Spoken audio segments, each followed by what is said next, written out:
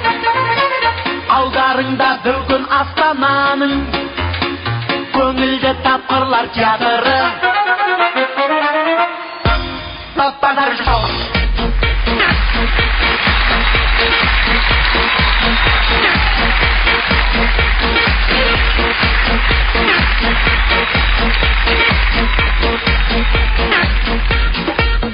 Базар жоқ.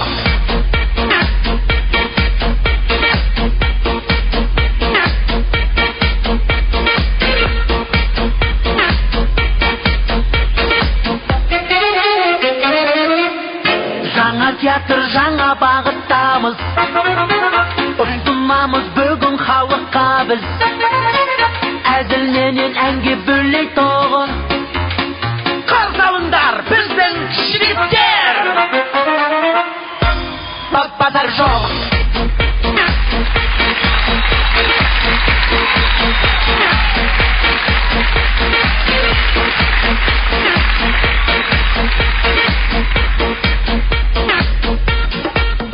Базар жоқ. Құрметті достар, алдарыңызда Аманғали және Дәркен театр әртістері және Ерболат Төлегенов, Қанат Әлжаппаров.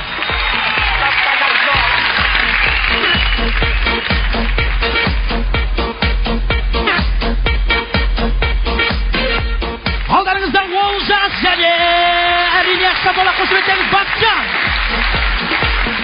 Базар жоқ.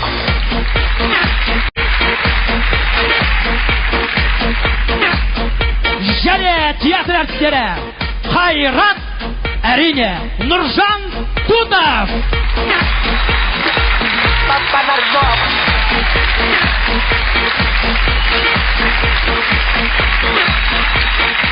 Ассалаумағалейкум, ардақты, әрине өнерсүйер қауым, алматылық ағайын. Міне алдарыңызда жалпы ардақты ағайын, Астана қаласы көңілді тапқырлар театрының базар жоқ концертіне баршаңызда қош келдіңіздер. Бүгін міне сіздер концерт көресіздер. Бүгін байқау көресіздер. Бүгін сіздер қазылар алқасында сіздер боласыздар ағайын. Театрымыздың ерекшелігі туралы әлі де айта жатармыз. Бүгін міне театр өнерпаздары үлкен сахналарда жеке әзіл орындауда көріп жүрдіңіздер ғой. Бүгін енді мына жалпы қазақта жақсы сөз бар енді. Жаяудың шаны шықпас, жалғыздың үн шықпас дегендей, сондықтан да біз баршамыз бірігіп, бір шан шығарайық, үн шығарайық деген бір ойда тұрмыз енді аға. Сондықтан да осылай барлығымыз бірігіп, бір театр құрған болатынбыз. Ал енді бұл жігіттер жеке-жеке әзіл орындаса, қастарына жұптарын мен қазір ортаға шақырайын. Ол енді әрине өнерде жүрген тамаша әншілер қауымы. Аманғали Шапалақ қошеметтеріңіз жұбы әнші Досымжан Таңатаров.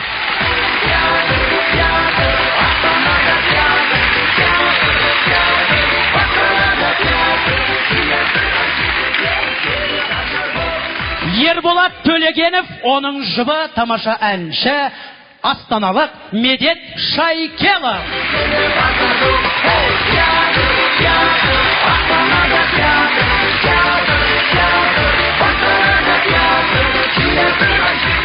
Олжастың жұбы. Бүгін енді байқауымызда кілең жігіттер екен, әдемі, сүйкімді, өзіміздің қазақ эстрадасының жұлдызы Мадина Садуақасова.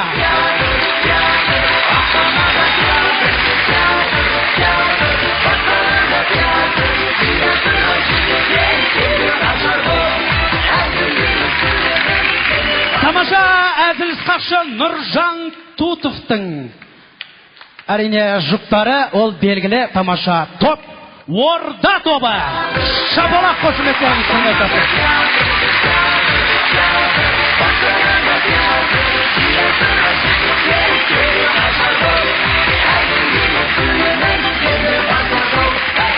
Қайраттың жұбы Азияда тобы. Қарсы алыңыздар.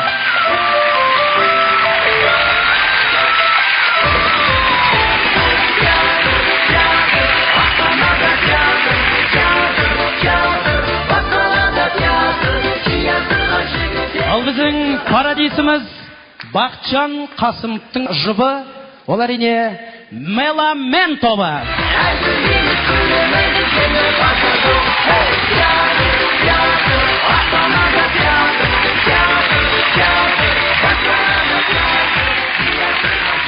Өзінің ерекше әзілмен қазір алдарыңызда көріп жатарсыздар. Қанат Әлжапаровтың жұбы әнші Дос. Қарсы алыңыздар.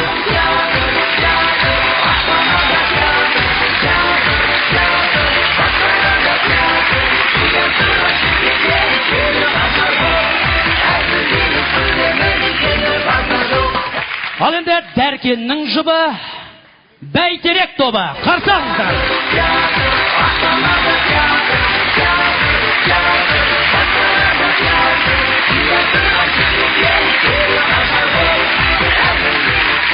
Бәрекелді ағайын. Ал енді бүгін қазылар алқасы жаңа айттық, өздеріңіз. Әр жұп әзіл қақшысы әзілін көрсетеді, артынан әнші шығып әнін айтады. Әзіл қақшы сол уақытта әннің кезінде өзінің қойылымдары бар көрсетілетін. Сол жұптың тамаша өнерінің бағасын сіздер бересіздер. Ал біздің енді бақылаушыларымыз отыр. Өте қуаныштымыз осы бүгінгі осындай жас театрға келіп, осылай өнерін тамашалаған ағамызға мен өзім қуанышты болып отырмын. Осы бақылаушылардың торағасы, қазақ сатирасының генералы десек болады. Көпен Әмірбек ағамызға қошеметтеріңіз.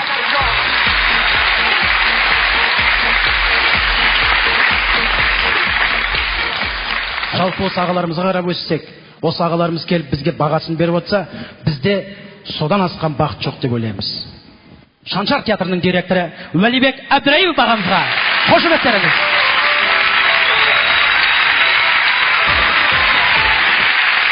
Жас ақын, дарынды ақын Қалқаман Сарин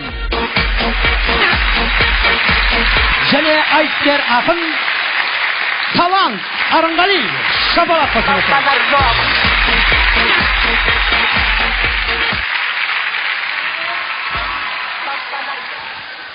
Қалай тұрсынбек? Қалайсыңдар? Жай ма сіздердік? Иә, тез біздікі. Бір нәрсе айтамыз, кетеміз болды. Асығыстау едік, айта салайықшы. Шымкенттіктер әйтеуір бірдеңені айтамыз да кетеміз дейсіңдер әйтеуір. Жігіттер енді мына қалғандарына қарасаңыздар, қандай киіммен әдемі бір киіп келсеңдерші сахнаға. Сіздерді білеміз, сіздің Нұреке енді әншілік өнеріңізді. Жоқ, біз айтамыз да кетеміз. Бәрі айтады да кетеді. Ешкім айтып жерде қалмайды. Киініп келсеңдерші. Киіп келгенде киіммен тұрмыз ғой. Сахналық киім ба? Сахна киіммен. Тойға келдік деп сен. Бәрекелді. Ал енді қазір біздің қазыларымыз сіздер шапалақ ұрған кезде қолдарында... Я извиняюсь, я опоздал. Ассалаумағалейкум. Бүгін өзі басталмайтын болды ғой. Ярик, привет. Привет, как дела? Ты что здесь делаешь? Да, я проходил по привычке, я опоздал. Извини, опоздал. Что здесь делаешь? Ну как что здесь делать? Где ты, там и я. Не, понятно, где ты, я там. Ну, раньше уж КВН, все уже. Ну, здесь же театр, КВН. Как говорится, Гитлер капут, КВН капут для меня уже. Уже играли, все, Ярик. Просто мы театр открыли уже. Я знаю, театр открыли. Театр КВН, да? Нет, не театр КВН. Театр. Көңілді тапқырлар театра. Ну, почти такой. Короче, я тебе как... Уже, Ярик, уже... Все, я уже, смотри, уже всех талантливых казахских юмористов я собрал. Так. Уже не КВН. Уже будет театр. Ну, то есть у меня что, не получится, что ли? Я что же... Ты же в Москве не понимал, по-русски играл все равно.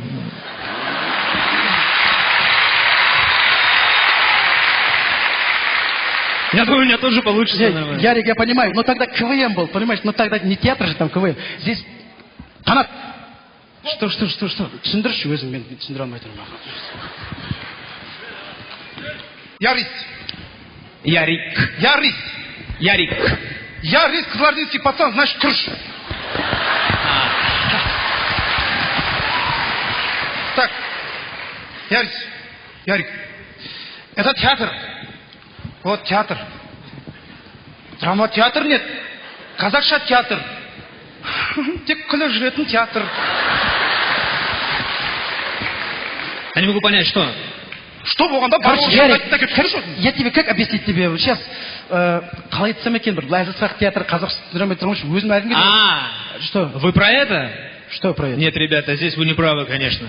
Қазақ болып тудым, қазақ болып қаламын. Елім менің мен өзіне адалмын. Адалдықты жақсы көреді біздің ел. Салай емеспін. Құйрықмаймын, халалмын.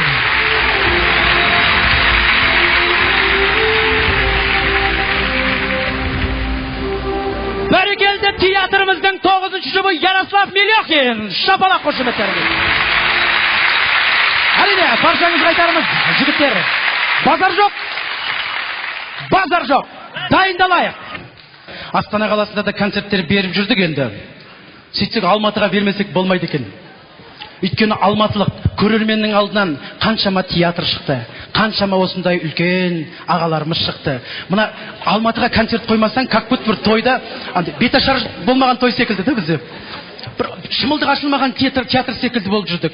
Сондықтан да сіздердің осы қошеметтеріңізді, ағаларымыздың батасын алайық деп келіп отырған жайымыз бар, ағайын.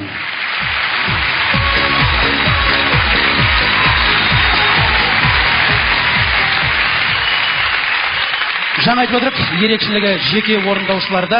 Қазір өнерлерін тамашалап жатарсыздар, соңынан бағасын беріп жатарсыздар. Ал енді көпшілік ойлап жатады, базар жоқ деген не деп? Түсіндірейік. Әрқашан біз Алматы қаласында дүйсенбіде береміз концертті. Ол күні не жоқ? Алматыда базар жоқ.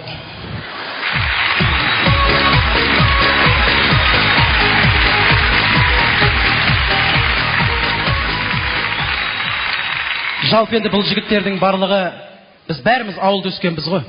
Әйтеуір не керек, театр ақ костюм тігіп бермей деп ағарып тұрмыз. Шынымен әйтеуір. Бәрі негізі қап-қара жігіттер, әйтеуір гримерлардың арқасы әйтеуір.